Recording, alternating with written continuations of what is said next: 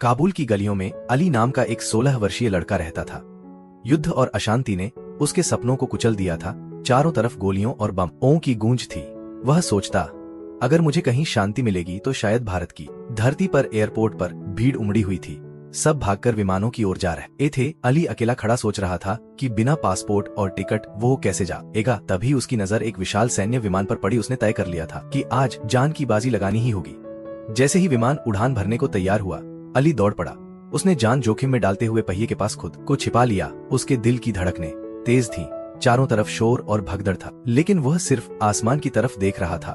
विमान जमीन से उठा और हवा में उड़ चला। ठंडी हवाएं और इंजन की गरज कान फाड़ रही थी।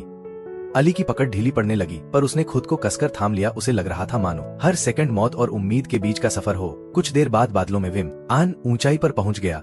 वहां ऑक्सीजन कम थी, सांस लेना मुश्किल था। अली का शरीर कांप रहा था। उसने अपने दिल में अल्लाह को याद किया और आंखें बंद कर लीं।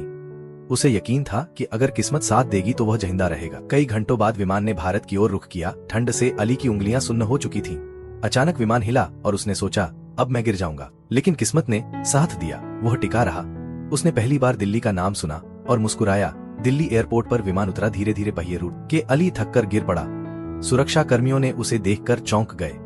यह किसी चमत्कार से कम नहीं था कि वह जिंदा बचा। उसे तुरंत अस्पताल ले जाया गया, जहां डॉक्टरों ने उसका इलाज शुरू किया। अस्पताल के बिस्तर पर आंखें खुलते ही अली ने पहली बार सुकून महसूस किया। उसे लगा जैसे वो किसी और दुनिया में आ गया हो।